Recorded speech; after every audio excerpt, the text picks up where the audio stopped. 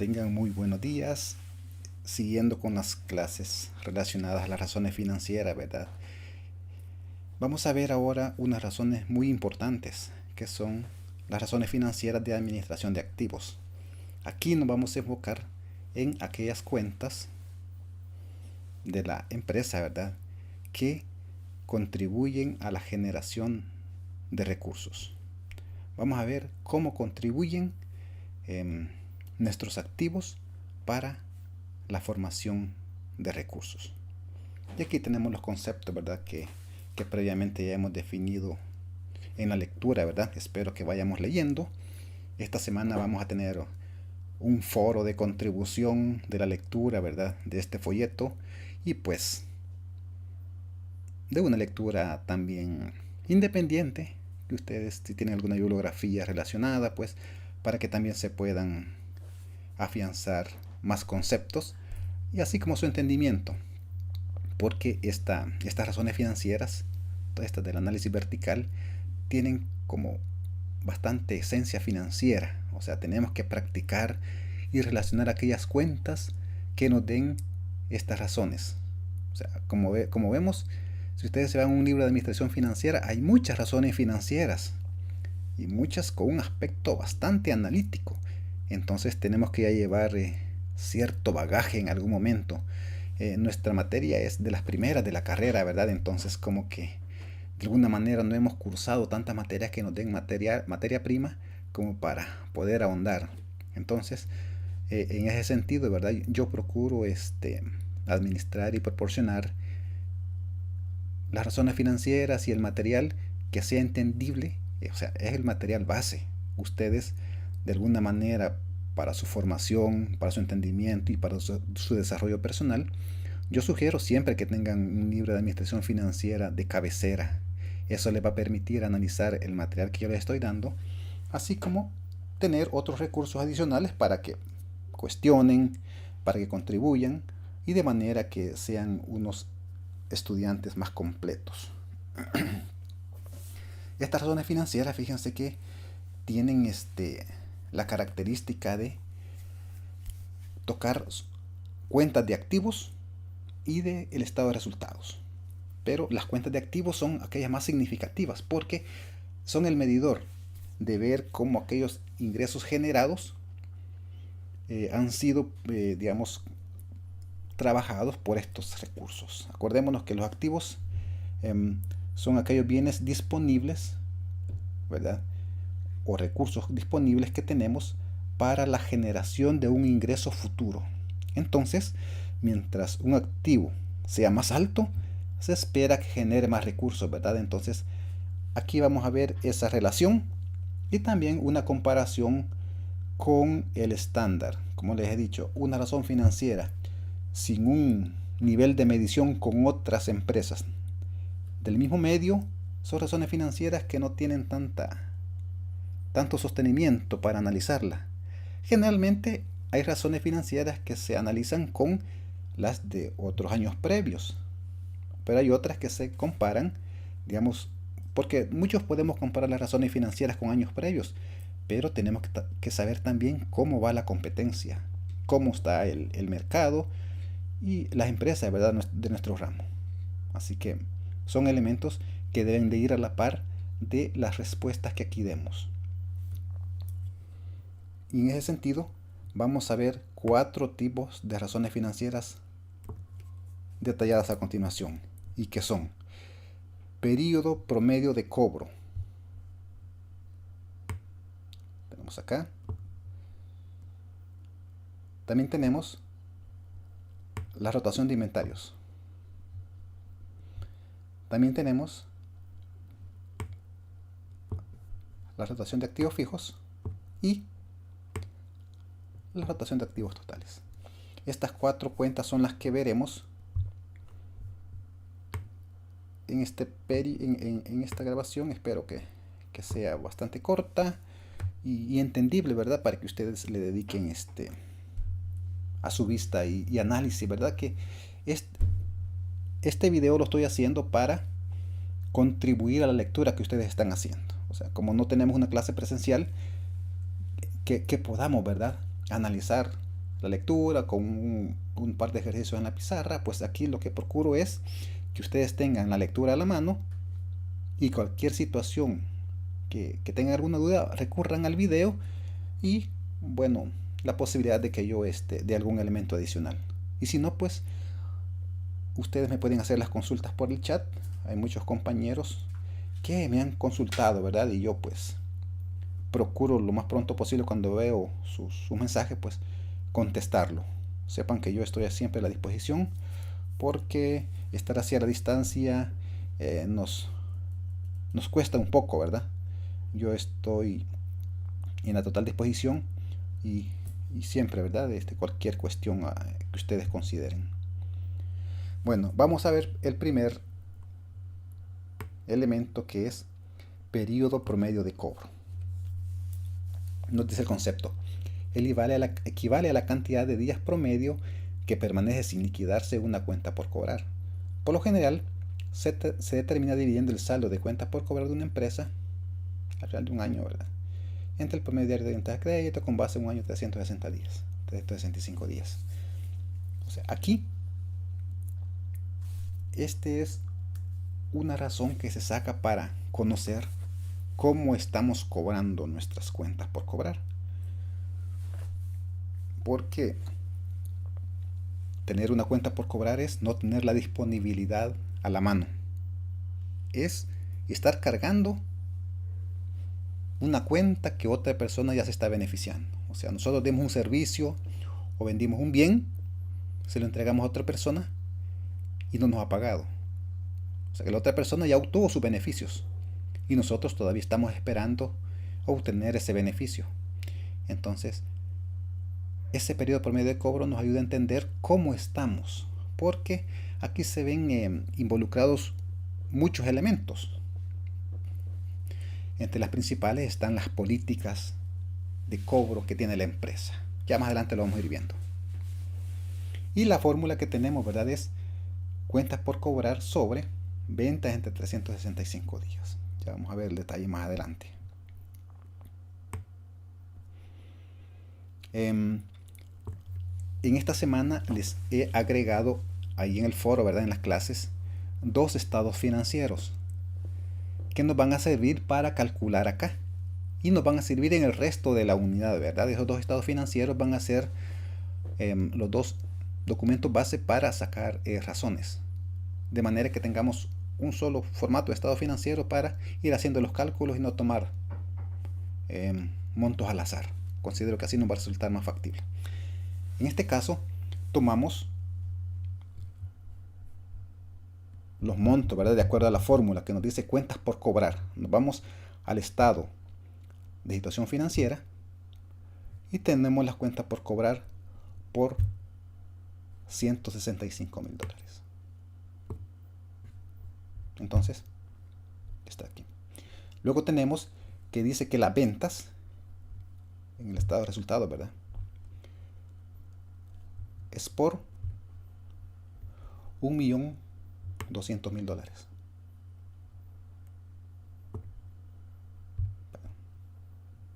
Aquí, $1.200.000 que nos permite, que fueron los ingresos, ¿verdad?, generados en ese periodo. Y así se somete a la fórmula. $1.200.000 entre 365 da un resultado. Luego dividimos 165.000 entre eso, nos da 50.2 días. 50.2 días, no sabemos, solo con obtener ese monto así de manera aislada, no sabemos si está bien o está mal. O sea que 50.2 días han transcurrido en promedio desde que le dimos el bien o servicio a una empresa. Imaginémonos en nuestro país las ventas que se hacen al gobierno. Dicen muchos empresarios que el gobierno se tarda hasta 3 meses en pagarle. O sea que hay mucho dinero que está por ahí pendiente de recuperar y nosotros tenemos que tener una buena base monetaria para poder seguir continuando con nuestras actividades. Entonces muchas veces tener tanto dinero sin cobrar pues nos deja sin fondos, lo cual pues nos lleva a ver cómo obtenemos más recursos para lo cual muchas veces tenemos que hacer créditos bancarios que nos están cobrando cierto interés. Por lo tanto, no es beneficioso tener dinero demasiado sin cobrar. Y aquí vemos una, una estadística, ¿verdad?, de las principales empresas, o por lo menos representantes de los sectores en los Estados Unidos. Nos dice Target Corp que ellos se llevarían como unos 42 días en cobros. Pfizer Inc. 62 días. Dell Inc. 26 días, 27 días. Coca-Cola Company 35 días. Best Buy Company 6 días. 3M Company 52 días. Como vemos, no todas las empresas tienen digamos, un estándar, o por lo menos un sistema tan igualitario de cobro. Target, tengo el entendido que se pueda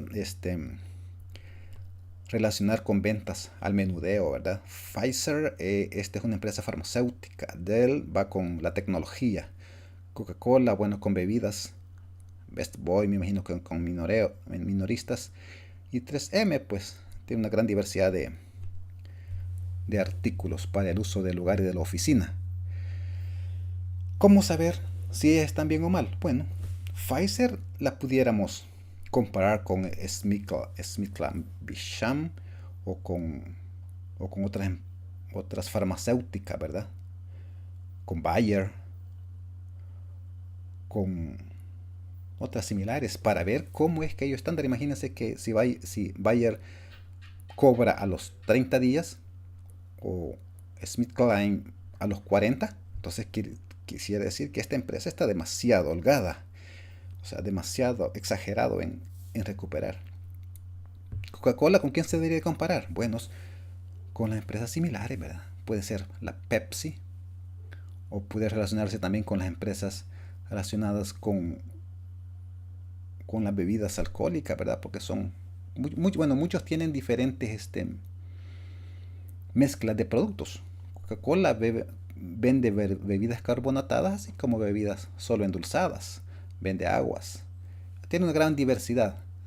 Entonces hay muchas empresas que tienen toda una gran variedad y que aquí, bueno, sacan un promedio. Así que este es un promedio a nivel global, no de un mismo sector, pero sí una medición de cómo están esas empresas recuperando esas cuentas por cobrar.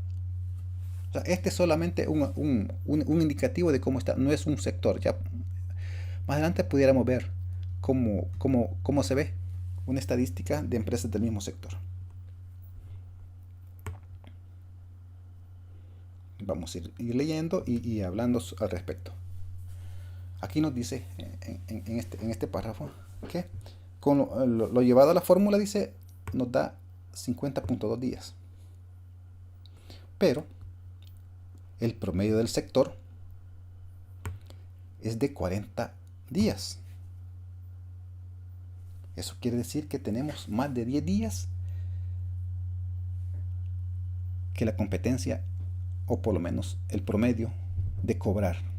O sea que hay 10 días que nosotros no disponemos de esos recursos y otras empresas sí los disponen. Entonces quiere decir que otros tienen una mejor oportunidad de invertir nuevamente esos recursos en inversiones, en inventarios, en cuentas, en pagar sus cuentas, ¿verdad? Lo cual los hace más con una rotación mejor. Esto quiere decir que nosotros estamos siendo demasiado dóciles en cobrar. Entonces ahí es donde se revisa qué está pasando. Aquí es donde vamos nuevamente a verificar las políticas. Las políticas de la empresa son las que nos dictan esa pauta de guía que deben de tener los funcionarios de la empresa para saber si verdaderamente están bien o mal. Entonces, aquí está la política, mírenme. Los términos de crédito de esta compañía son de 30 días. O sea que la política está bien, 30 días, porque el promedio del sector es de 40. Entonces quiere decir que el departamento de cobros o la gerencia, esa gerencia encargada de realizar los cobros, no está desempeñando bien su papel. Entonces aquí tendríamos que ver, bueno, muchas veces quien se encarga de cobrar no necesariamente fue quien vendió. O sea que ahí se tiene que hacer una gran revisión de las diferentes áreas y cómo han desempeñado sus tareas.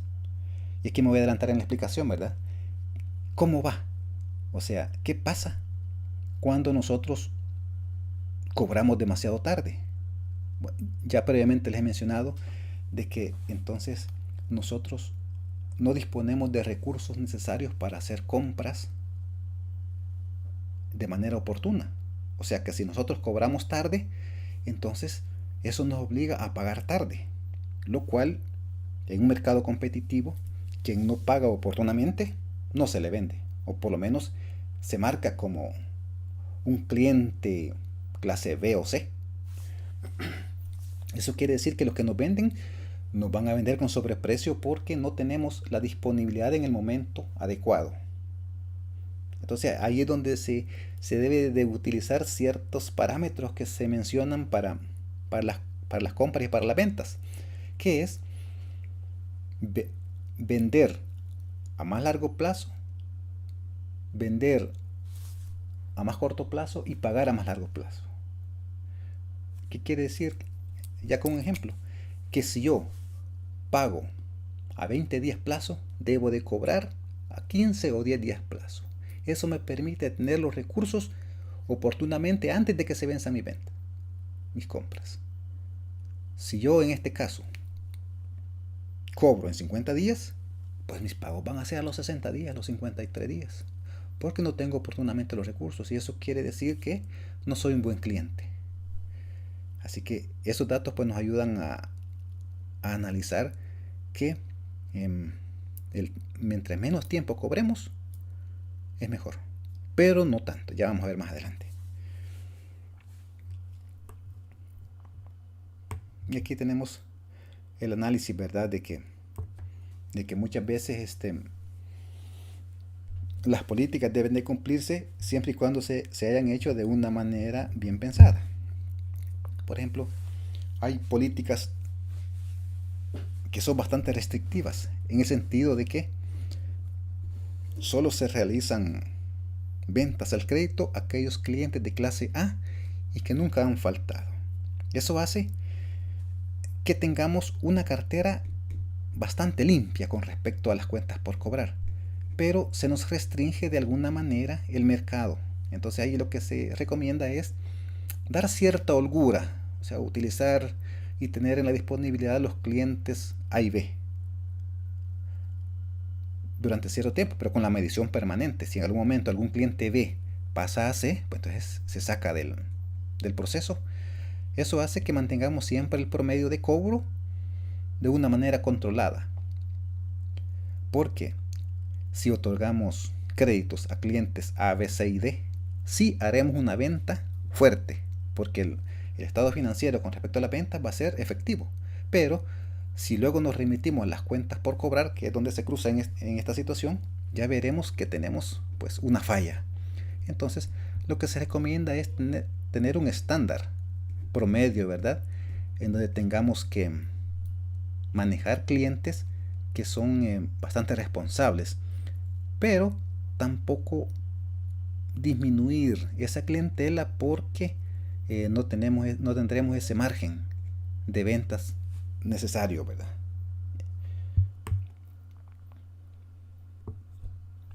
Mediciones de la rotación de inventarios. Bueno, vamos a ver una razón relacionada con la rotación de inventarios. Los inventarios bueno, más principalmente en las empresas comerciales e industriales, ¿verdad? Son su fuente principal de ingresos. Las empresas de servicios, pues, de alguna manera están relacionadas menos con los inventarios, aunque sí poseen, pero no tanto como para su funcionamiento como materias primas. Esto va más enfocado a las empresas comerciales que venden bienes, ¿verdad? Así como a las empresas industriales. Aquí, bueno, tenemos que ver que los inventarios tienen que ser estándares a nuestro tamaño, ¿verdad? Porque un inventario demasiado pequeño nos va a tener como bastante limitado a poder cumplir con las cuotas de venta del mercado. Y si en algún momento no tenemos un proveedor que sea bastante responsable, nos veremos desabastecidos en algún momento, porque hay ciertos productos o materias primas que son cíclicos, o los importamos de otros países que pues en algún momento pueden tener problemas con el embarque. Entonces tenemos que tener ciertas reservas determinadas para que no tengamos un desabastecimiento total. Entonces, aquí lo que tenemos que hacer es tener un buen proveedor, que bueno, hay muchas empresas que están utilizando, por ejemplo, el justo a tiempo, que es, ¿verdad?, una técnica japonesa que permite en algún momento hasta tener cero inventarios, pero es una técnica bastante practicada y con una relación bastante cercana con nuestros proveedores, que bueno, no todos podríamos tener esa facilidad de acceso. Entonces ahí es donde, o sea, depende de qué producto, así va a ser nuestra rotación de los inventarios. Pero ¿qué pasa? Bueno, muchos dirían, bueno, entonces lo que tengo que hacer es comprar de una manera fuerte los inventarios y materias primas o productos para que yo pueda cubrir la demanda del mercado. El detalle es que también tenemos ciertas cuestiones en contra cuando tenemos demasiados inventarios. ¿Por qué? Bueno, los inventarios necesitan instalaciones para tenerlos guardados. Muchos inventarios son de vencimiento rápido, otros necesitan instalaciones adecuadas como refrigeración, cuartos ventilados o ciertas temperaturas que permitan mantenerlo en buenas condiciones. Entonces los inventarios nos gastan recursos adicionales. Bueno, hasta tenemos que tener personal de seguridad y también personal de control contable, digamos, de los inventarios. Entonces eso eleva nuestros costos. Por lo tanto, tener demasiado inventario tampoco es beneficioso. Entonces ahí tenemos que llevar como un promedio de manera que podamos cubrir la necesidad. Aquí lo que se sugiere es generar ciertas políticas internas para mantener un nivel mínimo de inventarios. Eso nos va a permitir cubrir anormalidades como escasez, tardanza en la entrega o cambio de proveedores, ¿verdad? Así que, así a grosso modo, analizamos esta razón de los inventarios. Aquí tenemos la fórmula, ¿verdad?, la cual nos lleva al resultado de que tenemos una rotación de 8.2 veces, pero el promedio del sector es de 5.6 veces. Esto quiere decir que estamos rotando bastante aceleradamente nuestro inventario. Esto pues también nos lleva a ciertos costos en algún momento, aunque no siempre. Por ejemplo, hay mucha materia prima que nosotros tenemos que ir a llevar de donde el proveedor. O sea, si es con transporte, ¿verdad? Ahí tenemos que pagar transportes, almacenaje, ¿verdad? Hay mucha materia prima que el proveedor no la puede llevar. Entonces ahí sí el proveedor es el que cubre, ¿verdad?, los costos adicionales. Pero cuando nosotros lo tenemos que cubrir, tenemos que andar como más en el mercado adquiriendo los materiales. Entonces ahí tendríamos que ver cuáles pueden ser las fallas o deficiencias o mejoras que podemos hacer. Como pudiera ser comprar más con volumen. Muchas veces comprar los materiales o productos a volumen hasta podemos tener descuentos.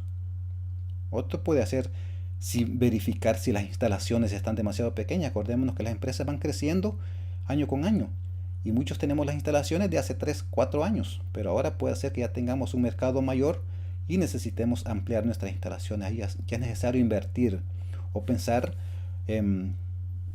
cómo mejorar, ¿verdad?, esa razón financiera y analizar, ¿verdad?, si eso nos está llevando a más costos o se mantiene.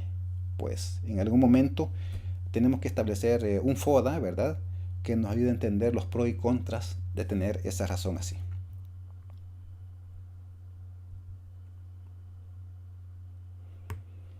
tenemos la otra razón que se llama razón de rotación de activos fijos.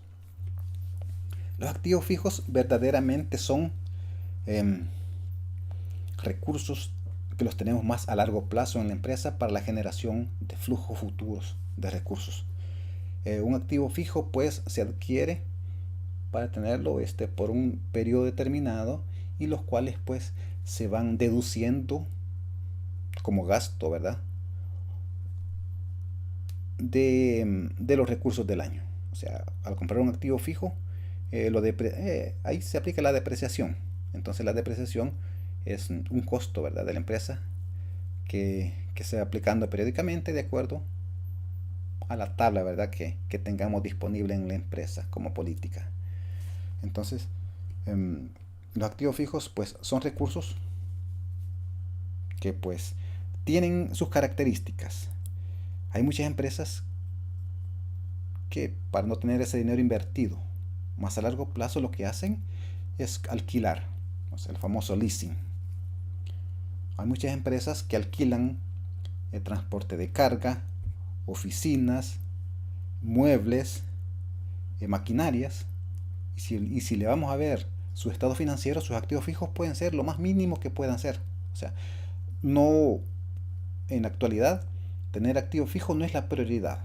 La prioridad son el movimiento de los flujos financieros y las utilidades que vayan quedando. Para las empresas industriales, bueno, generalmente las más tradicionales, los activos fijos son como su estándar o su estandarte que quieren llevar, por mientras más caras sean, mientras más instalaciones sean y propias, pues consideran de que son lo mejor, pero claro que no. Lo importante son los flujos de efectivo a favor que nos queden. O sea, mientras menos gastos existan y más ingresos nos lleguen, pues es mejor. En este caso la fórmula nos habla de rotación de activos fijos, que nos dice la venta entre el activo fijo. Esto quiere decir, ¿verdad?, que, bueno, con respecto a los activos fijos, dice activos fijos netos. ¿Y a qué se refiere? Bueno, en el estado financiero, como vemos, vamos a ver aquí cuál es el activo fijo neto. Aquí tenemos el estado financiero. El activo fijo neto es los bienes adquiridos menos su depreciación. O sea, el activo fijo neto en este caso son 818.000. ¿Por qué? Porque hemos sumado todos los positivos y le hemos quitado la depreciación. Nos da 818.000. O sea que el activo fijo así, en bruto diríamos, o activo fijo a secas, van a ser 888.000, ¿verdad? 878.000 van a ser el activo fijo a secas. Pero el activo fijo neto, o sea, es el activo fijo menos su depreciación, es el activo fijo neto, son 818.000. Para que consideren a la fórmula, ¿verdad? Y así pues tengamos ya el monto correcto ahí. Y aquí representa, ¿verdad?, dice el grado en que una empresa utiliza las propiedades, plantas y equipos existentes para generar ventas. O sea, las ventas relacionándolas con el activo fijo para ver en qué medida han contribuido. Y aquí tenemos el detalle. Dice que el activo fijo contribuyó a las ventas con 1.5 veces. ¿Qué significa esto? También viene aquí a colación, ¿verdad?, que las razones financieras están con respuestas de 3 diferentes formas. Ahorita se lo voy a escribir aquí para que tengamos el comentario amarrado.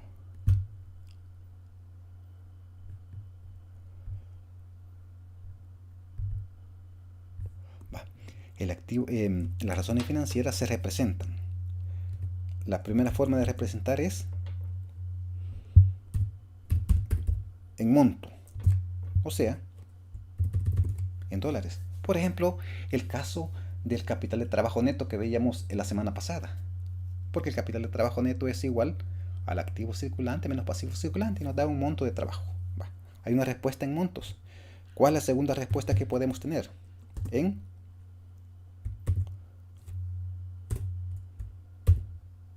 porcentaje.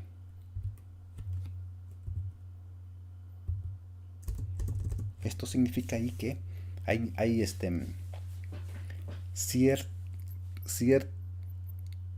cierto análisis o ciertas variables que al representarse queremos encontrar cuánto cabe un monto en otro. Por ejemplo, veíamos en el análisis vertical de los porcientos integrales, y estábamos viendo cuánto representaba un renglón con respecto al total. Decíamos el efectivo y equivalente representan el 40% de los activos, o sea que representan 2.2 veces, ¿verdad? O sea que el 40% del monto total. Ahí es al dividir un monto entre otro. Vamos a ver aquí. Cuando tenemos dólares, significa que se suma o resta cantidades. Sí, ¿verdad? Pero los porcentajes es dividir cantidades entre cantidades.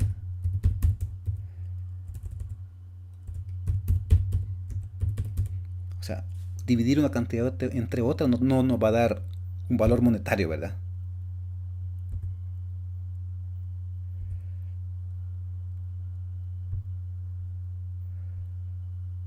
Así como tenemos la tercera, que también es parecida, ¿verdad? Que es dividir, aquí sería, vamos a ver, serían veces. Es lo mismo, dividir cantidades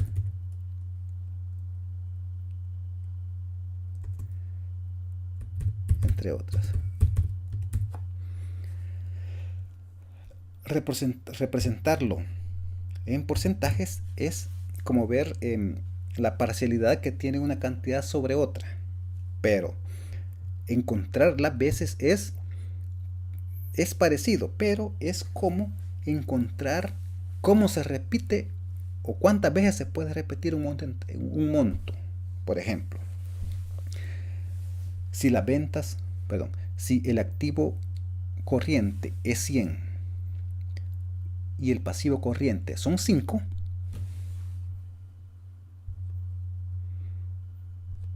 si el activo corriente son 100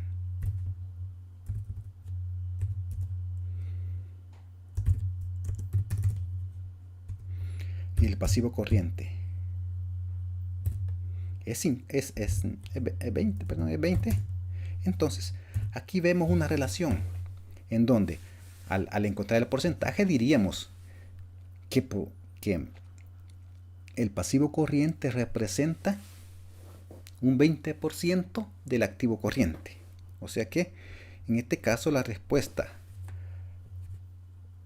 2 sería 20%. Pero para la respuesta 3 serían ¿cuántas veces cabe el 20 en 100? Entonces serían 5 veces. O sea que hay muchas razones financieras que pueden significar lo mismo, pero al explicarlo, por ejemplo, las rotaciones, o sea, ¿cuántas veces rota?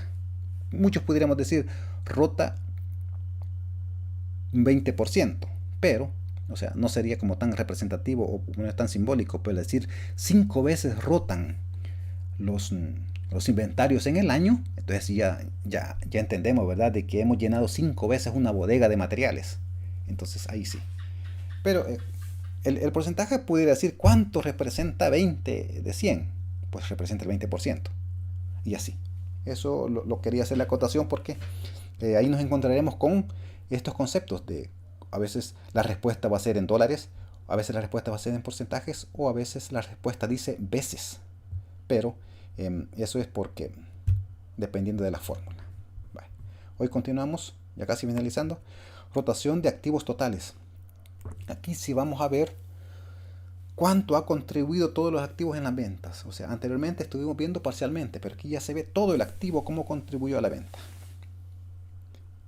Entonces, ya dividimos, ¿verdad? ¿Cuánto vendimos entre total de activos? Dice que el activo contribuyó 0.99 veces en las ventas. O sea, fue de 1 a 1. O sea, que por cada dólar que tenemos en activos, ese dólar generó $1 de venta. Hay muchas empresas que generan más. Por ejemplo, podemos tener $100,000 en activos, pero podemos generar 600,000 de ventas. Entonces es más eficiente. Y aquí también tenemos que ir evaluando, porque hay razones financieras que entre más alto sea el factor, es mejor. Y otras, mientras más menor es el factor, es mejor. Ahí tenemos que irlo viendo. Ya lo podemos ver con los ejemplos futuros, ¿verdad? En este caso, tenemos que en el promedio es de 1.2 veces en el ramo. O sea, las empresas competidoras no, contribuyen 1.2 veces. En este caso solo contribuyen 0.99 veces, o sea, 1. Eso significa que contribuye más poco que otros. O sea, por cada dólar que tenemos, digamos, la competencia obtiene 1.2 de ingresos y nosotros por cada dólar que tenemos generamos 99 centavos, digamos, ya haciéndolo con otro lenguaje. En este caso, pues, por cada 1.200.000 que tenemos en equipo, solo cabe una vez las ventas realizadas, o sea, la 0.99 veces. Entonces significa que tenemos una baja eficiencia en la generación de recursos. Y aquí se ve relacionado o influenciado por varios factores. Pudiera ser que tenemos una maquinaria obsoleta. Entonces, aunque esté activa, no genera, ¿verdad? No tiene un máximo rendimiento. O pueda que tengamos maquinaria en desuso. Puede que tengamos una planta de 60 máquinas y solo utilizamos 30 o 20. O solo hacemos un turno de trabajo y los siguientes 2 turnos quedan en ociosas. O también si tenemos maquinaria demasiado cara, pero no genera las ventas necesarias. Entonces ahí hay muchos factores para analizar en el análisis financiero, que ya más adelante vamos a ir desarrollando esa lógica de sacar los montos, ya sea en dólares, en veces o en porcentajes, y poner a la par como ciertas cuestiones de características para sacar una conclusión. Porque en la práctica, por lo que se nos paga es por ese análisis complementario que hacemos, porque esta razón financiera una máquina la puede sacar 1000 veces más rápido que nosotros, pero un análisis considerando todos los factores del mercado, de la competencia, de los clientes, de las finanzas, del gobierno, todas esas variables, y nosotros las relacionamos y sacamos un análisis bastante congruente, pues nos va a llevar por un buen rumbo. O sea, esa nuestra contribución, ¿verdad? Que las máquinas no la pueden dar, pues, o sea, el aprendizaje en la práctica es que utilicemos la tecnología, pero nuestro razonamiento le dé un plus a todo ese y le dé un valor agregado, ¿verdad? Así que vamos a ir agregando ya en las siguientes clases la interpretación de esos datos, de manera que a futuro, bueno, este fin de semana vamos a tener el foro y el siguiente trabajo va a ser el trabajo grupal, ¿verdad? En donde ya les voy a presentar un ejercicio y vamos a sacar las razones financieras de la semana pasada y las de esta semana. O sea, la razón circulante, la prueba del ácido, más estas. Y vamos a ver cómo avanzamos con las siguientes, porque como ya van a ser de la semana, pues ya las vamos a tener disponibles. Y con eso vamos a sacar las razones financieras y de alguna manera le vamos a ir agregando contenido analítico para que nuestra contribución, ¿verdad? Y nuestro entendimiento grupal se vaya fortaleciendo. Porque como les menciono, lo operativo, así lo de cálculos, pues una máquina la hace. Lo demás es practicando y bueno, consultando y bueno, con los compañeros. Espero que tengan una buena relación. Yo sé que estamos todos de manera virtual y pues no tenemos esa cercanía que muchas veces hemos creado a través del tiempo en los estudios anteriores, ¿verdad? y, y pues procuremos hacerlo de la mejor manera posible. Yo por lo menos procuro que entender la situación de ustedes y contribuir, ¿verdad?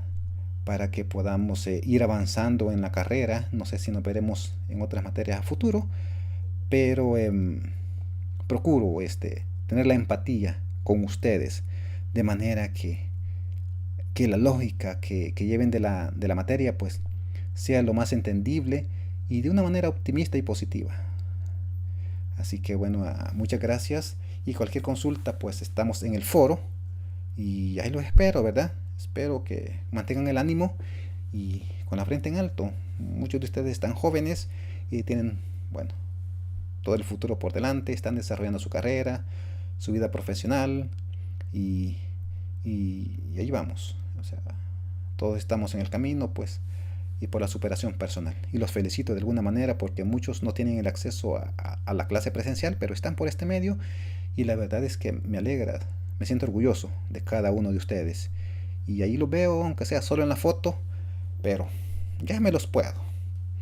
Sepan que estar interactuando con el sistema y viéndolos y muchas veces contestando comentarios, agregando notas, calificando, pues siento que ya los conozco. Así que bueno, ahí estoy, tómenme como un valor agregado, como un apoyo. Para que ahí vamos a estar siempre, procuraremos que esta materia pues sea una experiencia más y positiva. Así que buenas noches, bueno, y denme sus likes porque queremos llegar a los 1000.